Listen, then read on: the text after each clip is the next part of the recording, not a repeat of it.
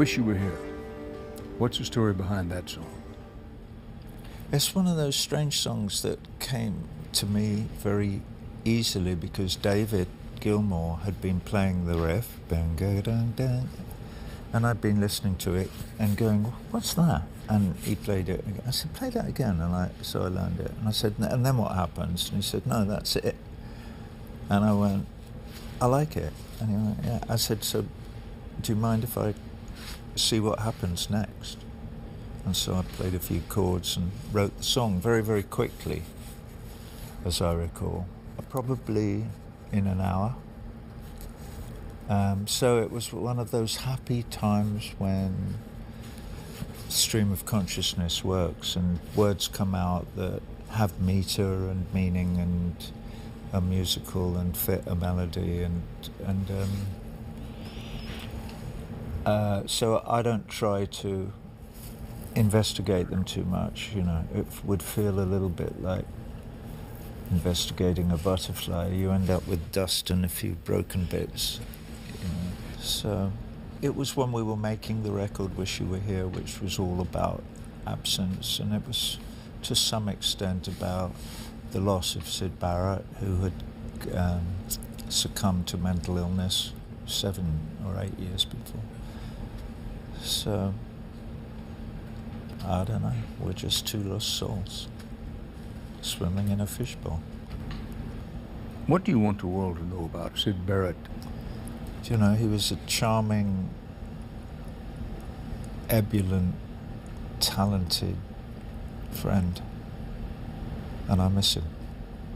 But I've been missing him since 1968, you know, because he succumbed to some sort of mental illness, which you might call schizophrenia. You can kind of call that combination of symptoms anything you want, but the fact is that if it happens to somebody, it prevents them from communicating with their friends, loved ones, with anybody. They really do develop a wall, and Syd developed a wall, and it was extremely sad. But he was very talented. But the work is there, and people love him, and people love his work, and new people discover the songs that he wrote as the years go by.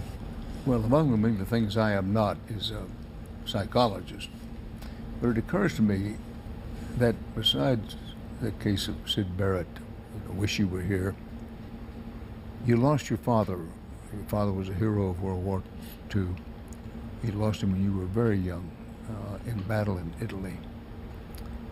Is there some remnant of that also in Wish You Were Here?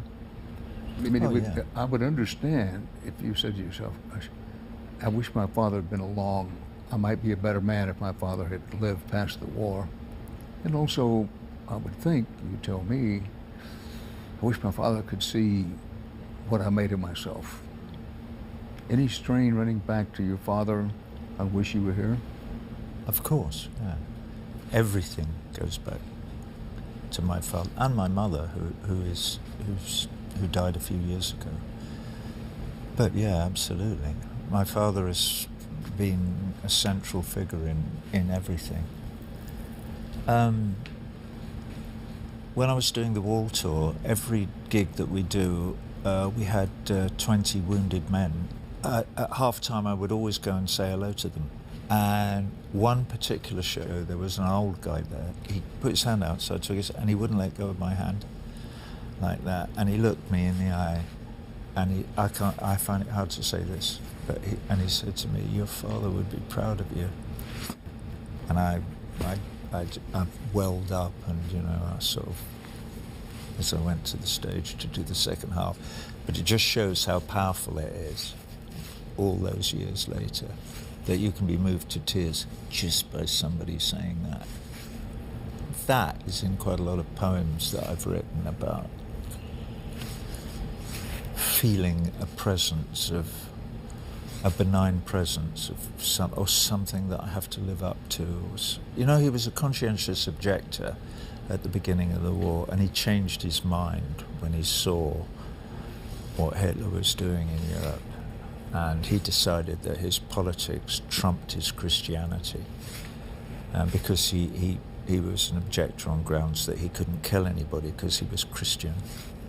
And then he said, actually, I should. So he went back to the board and volunteered, and then did basic training and officer training, and then went to Italy and was killed a couple of weeks later. So it's an heroic story. Indeed it is. That attachment to belief. It's brave to be a conscientious objector.